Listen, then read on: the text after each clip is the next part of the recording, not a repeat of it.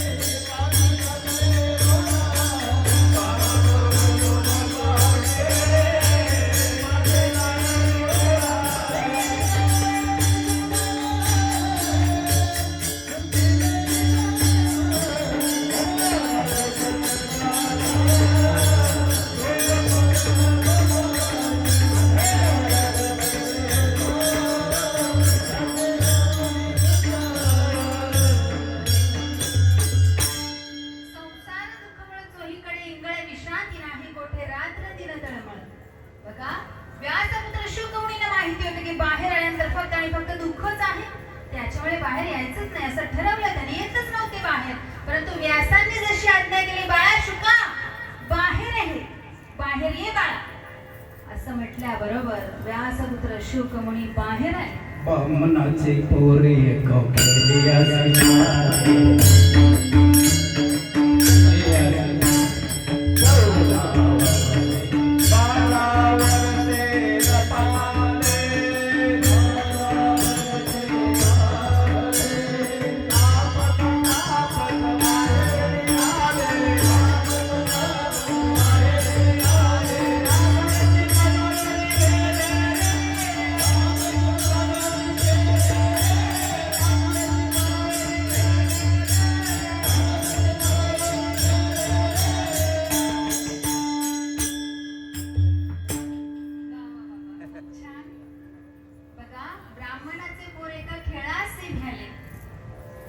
ते 12 वर्ष लपले रे, कापत कापत बाहेर आले, नागण्याचे पळून गेले रे.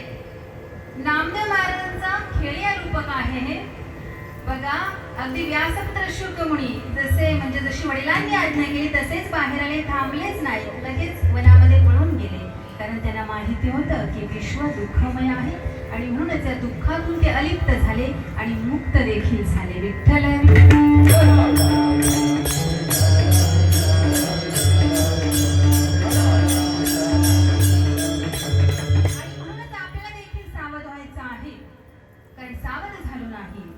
अभी नहीं जागे तो कभी भी नहीं जाग पाओगे. धर्मासाठी आहे आणि आपल्यासाठी देखील आहे. बघा, स्वतःचा उद्धार करून घ्यायचा आहे, जन्ममृत्यूची रहाटी चुकवायची आहे. कारण साथ देणारा फक्त भगवंतच आहे. अगदी आप्त स्वकीय नातेवाईक कोणीही परमार्थामध्ये तुम्हाला मदत करणार नाही, फक्त भगवंत तुमच्या सोबतीला राहणार आहे आणि म्हणून त्याचं स्मरण करायचं आहे. नाथरायांनी सुंदर वर्णन केलेलं आहे भागवतात. पाहता या परमार्थ साय नवे माता पिता पुत्र भ्राता दुहिता कांता साय सर्वता नवेती. परमार्था साय नवे व्याधी शेखी साय नवे जावई आपा आपणिया साय पायी जो निज देही विवेकी.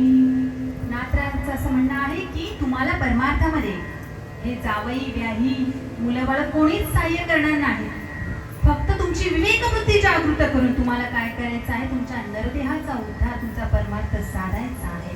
आणि म्हणून ज्याने हा देह दानात दिलेला आहे, जेने देह दिला दान त्याचे करावे भजन.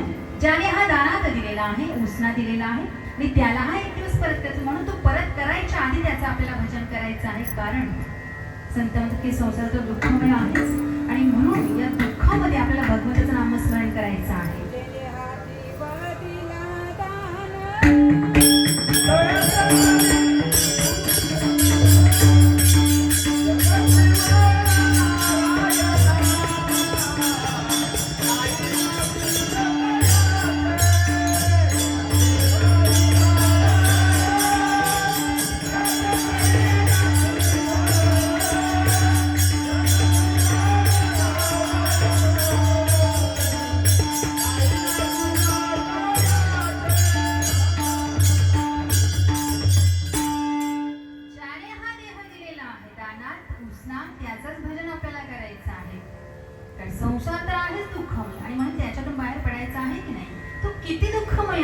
याचं वर्णन कवयित्री बहिणाबाई चौधरीने किती सुंदर केलेलं. एक अडाणी कवयित्री होती बघा, खूप छान म्हटलंय त्यांनी. अरे संसार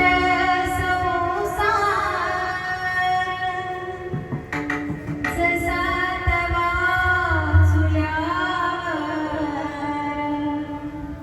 आधी हाताला चटणी तेव्हा मिळते भाकर. बघा, असा हा संसार आहे, दुःखमय चटके देणारा आहे. आणि म्हणूनच मानवाला प्रत्येक टप्प्यावरती संघर्ष करावा लागतो, दुःख भोगावं लागतं आणि मग पुढचा मार्ग त्याला दिसतो. आणि म्हणूनच आपण या संसारामध्ये बेसावध आहोत. संत वारंवार उपदेश करतात, प्रत्येक अभंगातून उपदेश करतात की मानवा सावध हो, सावध हो. तर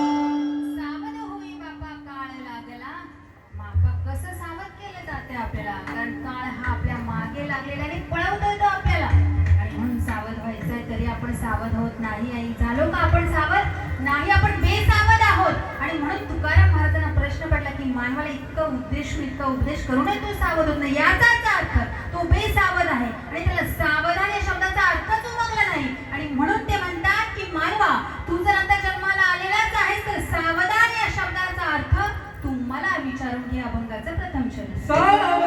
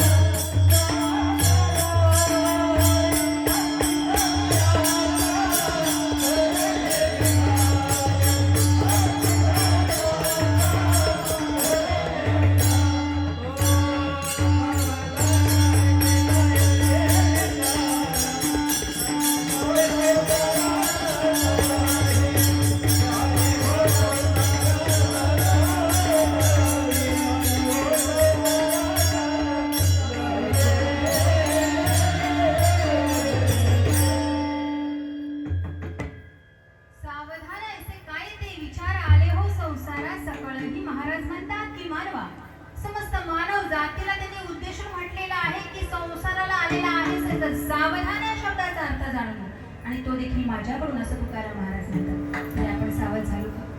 नाही. बघा, पशुपक्षी सावध होतात. एखाद्या झाडावरती एखादा पक्षी बसलेला असला आणि आपण जर दगड उचलला तर लगेच तो उडून जातो की नाही बाबा? तो सावध होतो. पशुपक्ष्यांना आहे बघा बुद्धी, आपण म्हणतो ते निर्बुद्ध आहेत. त्यानंतर आपण जर गोठ्यामध्ये गेलो आणि जनावरं आहेत नाही का, आणि आपण जर काठी उचलली तर लगेच जनावर सावध होत आहे, परंतु आपण नाही. आपल्याला किती उपदेश केला तरी आपण सावध झालेलो नाही. बघा, सावध व्हायचं आहे आपल्याला. भविष्याची कितीतरी चिंता असते आपल्याला, असते की नाही भविष्याची? मग त्या भविष्याबद्दल आपण जागृत आहोत. याचाच अर्थ आपण काय करतो बरं? टर्म इन्शुरन्स काढतो की नाही? मेडिकल इन्शुरन्स काढतो ना. काढतो की नाही? आपत्कालीन विमा काढतो आपण कशासाठी? तर भविष्याची चिंता आहे. परंतु कधीतरी आध्यात्मिक विमा काढलेला आहे का आपण? विचारा स्वतःला. सत्कर्माचा विमा काढलेला आहे का? भयंकर संकट पुढे उभा आहे, भविष्यातलं कोणतं मृत्यूचं संकट, तरीही आपण आजपर्यंत आध्यात्मिक विमा काढलेला नाही. ही खेदजनक बाब आहे मानवासाठी. मग आध्यात्मिक विमा काढायचा म्हणजे काय करायचं आहे आपल्याला? तर आत्मलाभाचा विचार करायचा आहे. तुका म्हणे बरा लाभ काय तो विचार नाही का? कोणता लाभ, नेमकं कोणत्या लाभाचा विचार करायचा आहे आपल्याला? तर आत्मलाभ. आणि म्हणून माऊली ज्ञानोबा असं म्हणतात, ते हे विषय वैराग्य जे आत्मलाभाचे भाग्य, तेने ब्रह्मानंद योगे जीव होती. बघा, विवेक बुद्धी जागृत ठेवून आपल्याला आत्मलाभाची प्रचिती घ्यायची आहे, आत्मलाभाची प्राप्ती करून घ्यायची आहे. कारण पशुपक्ष्यांना ते ज्ञान नाही. सगळं काही भगवंताने आपल्यामध्ये ओतलेलं आहे. अगदी याचं वर्णन नारदांनी भागवतात सुंदर केलेलं आहे. भगवंत उद्धवाला सांगतात की उद्धवा, बाहुले मनुष्य देही निज ज्ञान घातिले पाही, जेणे ज्ञाने देही विदेही पाही पावती. उद्धवा, मी मानवामध्ये फक्त काही ज्ञानच ओतलेले असं नाही, तर ज्ञानासोबत आत्मज्ञानही ओतलेलं आहे की जेणेकरून तो मलाच प्राप्त करून घेईल. नरदेहाचे ज्ञाने सच्चिदानंद पदवी घेणे एवढा अधिकार नारायणे कृपावलोकने दिला असे. अधिकार आणि पदवी भगवंताने मानवाला सुपूर्द केलेली, पशुपक्ष्यांना नाही. म्हणजे बघा किती मोठं ज्ञान आहे आपल्याकडे. तुम्हाला सांगू का, आजचा मानव भारताचा विचार केला तर भारत कितीतरी मागे होता की नाही? खूप मागे होता भारत देश. प्रत्येक राष्ट्र पुढे गेले, परंतु आपण मागे होतो. वर्तमान काळातला भारत जगा, भूतकाळातला आठवा. याच्यावरून असं वाटतं की भविष्यातला भारत हा सगळ्यांपेक्षा आगळा वेगळा असेल की नाही? कारण मानव इतका उत्तरोत्तर प्रगत होत आहे की त्याची झेप ही समुद्रापासून अंतराळापर्यंत त्याचं उड्डाण झालेलं आहे. मग विचार करा, तो किती पुढे जात आहे. इतका प्रगतशील मानव जर होत असेल तर तो एक दिवस भगवंताची प्राप्ती नाही का करून घेऊ शकणार? नक्कीच करून घेऊ शकतो. तेवढं सामर्थ्य त्याच्यामध्ये. तो बुद्धिमान कशासाठी आहे? सर्वात बुद्धिमान प्राणी हा मानव आहे. मग बुद्धीचा वापर कशासाठी करतोय आपण? त्याची प्राप्ती करून घेण्यासाठी आपल्याला हे सगळं करायचं आहे. परंतु तरी आपल्याला कळत नाही.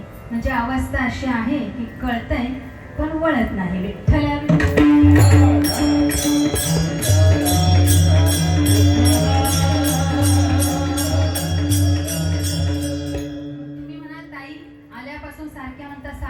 सावध व्हा. तुकाराम महाराज म्हणतात सावध व्हा, नाथराम म्हणतात सावध व्हा. मग काय कोण कोण सावध झाले ते तरी सांगा ना आधी. नाही का तुमच्या मनामध्ये विचार आला असेल की मग आपल्या आयुष्यामध्ये कोण कोण सावध झाले ते तरी सांगा. झाले. कोण सावध झाले?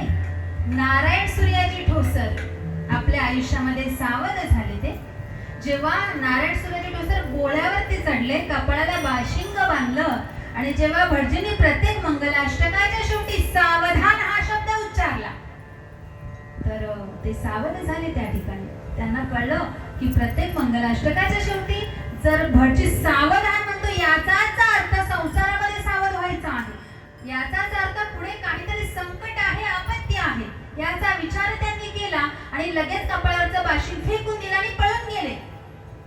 पुढे हेच नारायण सूर्याजी ठोसर पुढे रामदास स्वामी या नावाने जगप्रसिद्ध झाले.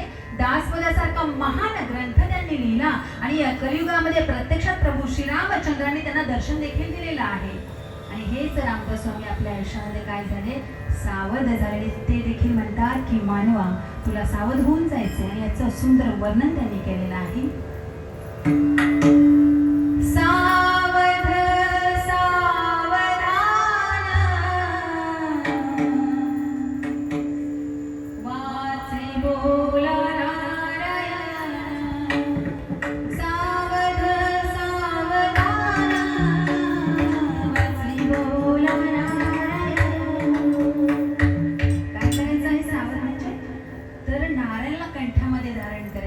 नामस्मरण करायचं आहे. बघा, मग तुम्ही म्हणाल फक्त असे पुरुषच सावध झाले की काय? आमच्याकडे वाटा नाही का? तो स्त्री नाही का सावध होऊ शकत? नक्कीच होऊ शकते. आज कितीतरी स्त्री संत होऊन गेल्या, कितीतरी आदर्श आहेत आपल्या समोर, आहेत की नाही? सांगण्याची गरज नाही तुम्हाला. कितीतरी महिला आज अग्रेसर आहेत, पुरुषाच्या खांद्याला खांदा लावून लढतात. असं म्हणण्यापेक्षा त्या पुरुषाच्याही पुढे बघा, प्रत्येक क्षेत्रात स्त्री अग्रेसर आहे. आता ती कमी नाही. पूर्वीचा एक काळ होता चूल आणि मूल, नाही का? कार्यक्षेत्र आणि कर्मक्षेत्र स्त्रीचं काय, चूल आणि मूल. परंतु आता तसं राहिलेलं नाही. आणि अशीच एक स्त्री आपल्या आयुष्यामध्ये सावध झाली. मग ती कोण? तर भिल्ल राज्याची राजकन्या शबरी. अवघ्या 9व्याच वर्षी सावध झाली आई. आपलं किती वय झालं की नाही? केस पिकली, दात पडले, दिसत नाही, वंध्यत्व आलं, वृद्धावस्थेत पदार्पण केलं, तरी आपण नाही सावध आहोत. परंतु शबरी माता आपल्या आयुष्यामध्ये अवघ्या 9व्याच वर्षी सावध झाली. ती कशी? तर वडिलांनी विवाह ठरवला तिचा. आणि विवाह ठरल्यानंतर शबरीने बघितलं, अंगणामध्ये 14 बोकड बांधले होते.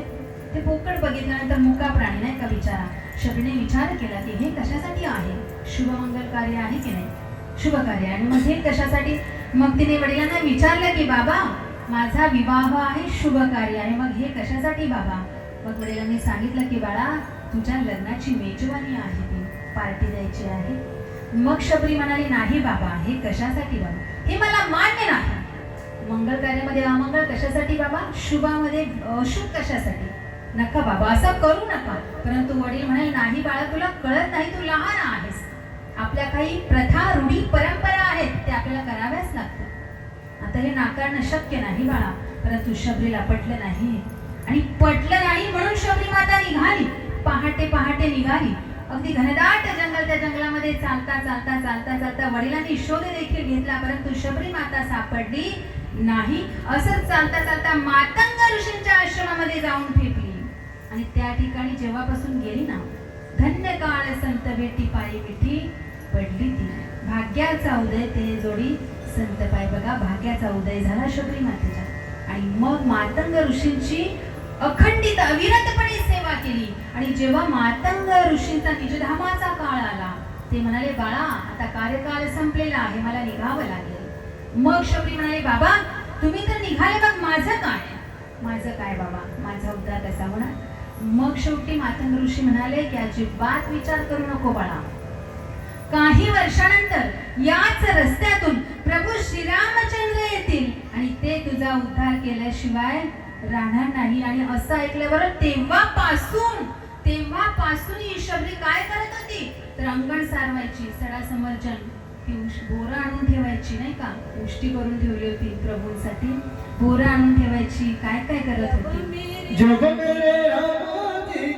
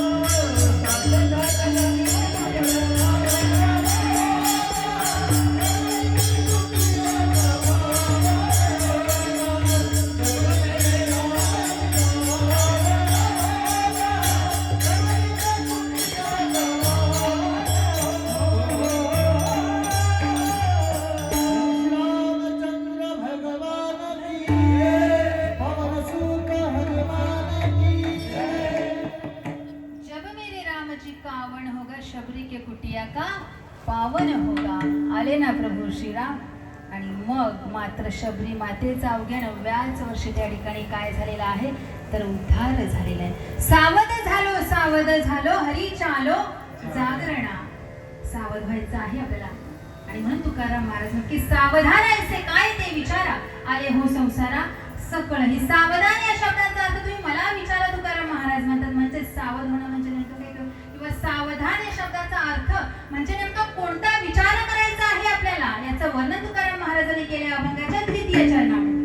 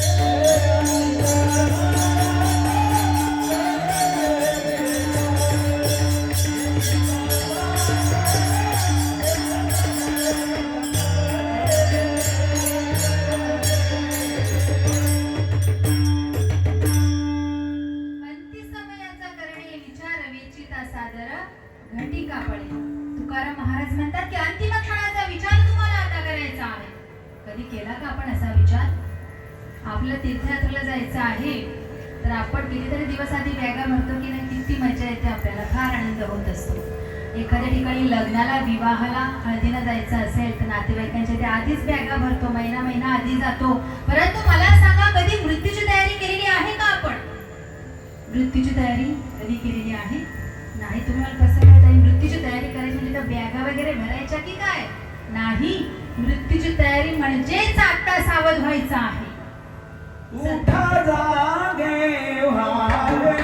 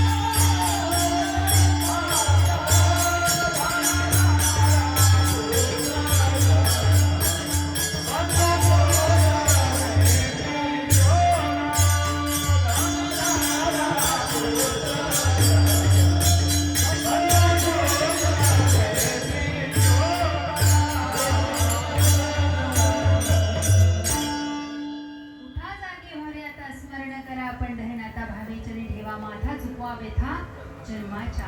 कशासाठी सादर करतात संत आपल्याला? काय पडले त्यांनी? नाही. येतो हिताचा कळवळा, जीव तुटे तिळतिळा. आपलं हित त्यांना बघायचं आहे, अहित बघवत नाही संतांना. म्हणून तर ते एवढी विनवणी करतात आपल्याला. का? कारण आयुष्य जात आहे पहा, काळ जपत असे महास्वहिताचा घोर वहा ध्यानी राहा श्रीहरीच्या. आयुष्य जात आहे आपलं, क्षणाक्षणा निष्ठच चालले आहे. कसं? तर माऊली ज्ञानोबरायचं म्हणतात, तुमचं आयुष्य कसं निष्ठच चालले? माध्यान्नीची छाया जाय वेगी. माऊली ज्ञानोबरायचं म्हणतात, ज्याप्रमाणे माध्यान्ह होतो अर्थात दुपारचे 12 वाजता, तेव्हा बरोबर सूर्य आपल्या डोक्यावरती असतो आणि आपली सावली कुठे असते बाबा? आपल्या पायाखालीच असते. आणि जशी ती पश्चिमेकडे क्षणात सरकते तसं आपलं आयुष्य आहे. असं क्षणाक्षणाला सरकत चाललेलं आहे आणि म्हणून सावध व्हायचं आहे. आयुष्य जात आहे पहा, काळ जपत असे महाकाळ टपूनच बसलेला आहे. तो कधी आपल्या गिळंकृत करेल?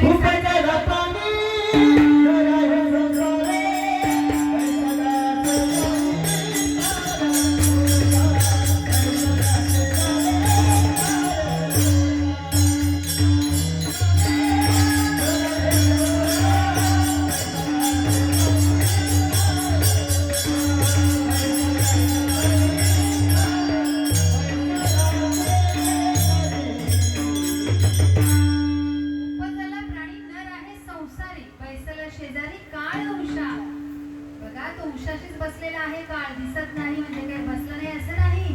जन्मले ते बाळ, त्याची वाट पाहे काळ.